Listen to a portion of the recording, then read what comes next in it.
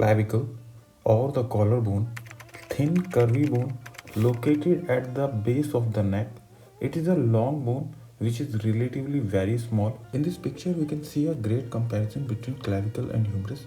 Both the bones are long bones and clavicle is quite short as compared to the humerus. Clavicle is also called beauty bone because clavicle is the only long horizontal bone of the body, and its position and shape gives us an idea about the body alignment of that person. That's why clavicle has a very big role in beauty. So guys, what do you think? Visible collarbones are attractive or not? Comment down below and try to identify the sectors. Let's discuss anatomy of the clavicle bone. Clavicle has two ends. One is sternal end, another one is acromial end. Between these two ends there are so many structures. Let's see how the clavicle is placed. Clavicle is placed above the first rib. We know it has two ends. One is attached to the sternum and another one is attached to the scapula, supported by humerus and all. So let's discuss how these joints are getting together. First of all, sternoclavicular joint.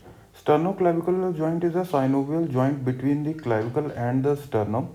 It is the only attachment of the upper limb and the axillary skeleton. Acromoclavicular joint is the attachment between the acromial end of the clavicle and the acromion of the scapula. Both the joints are synovial joints. In this superior view, we can see the bridge-like structure, which is clavicle, obviously, is the only attachment between the upper limb and the trunk.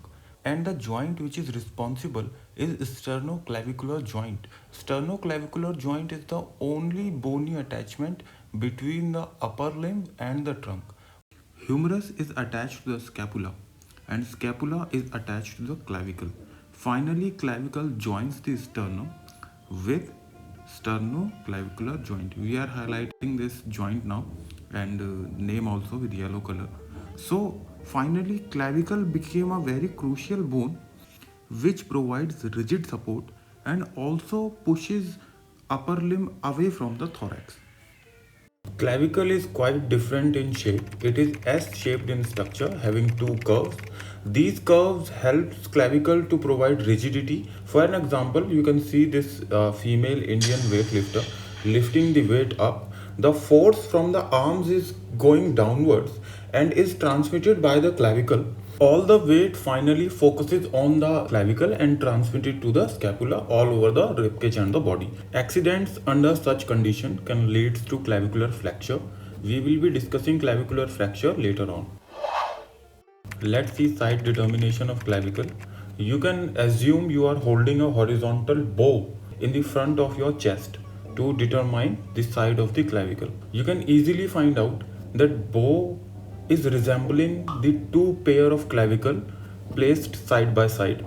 So the flat end or the lateral end of the clavicle resembles the part of the bow or the end of the bow where the thread is tied to, and the bigger portion or the round portion of both of the clavicle resembles the place where the arrows are placed.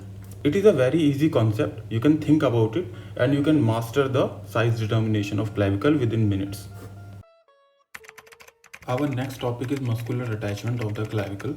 There are total 6 muscles which are attached to the clavicle. Two muscles, trapezius and subclavius, are inserted in clavicle and rest are originating. So in this superior right diagram of the clavicle, we can see deltoid which is originating, trapezius which is inserting, sternocleidomastoid which is again originating, and pectoralis major which is originating. There are 4 muscles which are visible in this diagram. So if we will talk about the inferior view of the same bone, we can see here there are 4 muscles shown. Again, deltoid muscle, another one pectoralis major muscle. These both are originating from this bone, and subclavius which is a inserting muscle, sternohyoid which is again originating. Big question, how to remember all these 6 muscles. We have a very simple mnemonic here. Delhi Police Service starts through safety. Please take your time to remember this mnemonic.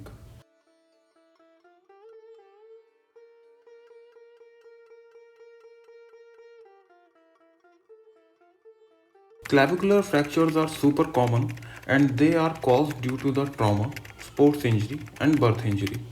When the shock due to the trauma is transmitted to the clavicle gets broke from its weakest point, which is mostly the middle part of the clavicle. In a clavicular fracture, the symptoms will be snapping sound, immediate pain while moving the body part, and swelling will be present. Clavicular fracture can easily be diagnosed with the help of an X-ray. Mostly the fracture is clearly visible. There are several ways of classifying clavicular fracture. The most common is Allman's classification.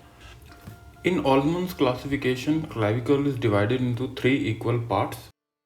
Drawing two lines to divide clavicle into three equal parts: lateral, middle, and medial. Lateral part of the clavicle is the part which is attached to the shoulder joint. That is why it is very well supported, and there are very low number of incidents of fracture, only 3 to 6%. Middle part of the clavicle is the weakest part. It has number of incident ranging from 69 to 85% because it has no bony attachment. So that is why it is the weakest part of the clavicle. Medial part of the clavicle is supported by the sternum and it has number of incident 12 to 28%. Maybe you guys know about Cory Bennett.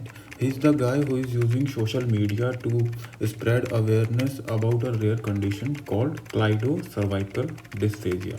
It is a rare genetic condition that affects bone and teeth. In this particular case, both the collarbones are absent. That is why the person is able to clap with his shoulders. In medical college, I have experienced one thing, that rare genetic conditions are not that rare. So the awareness is important. This photo is very familiar to so many of you. You can see some dental deformities in this kid. He is also one of the victims.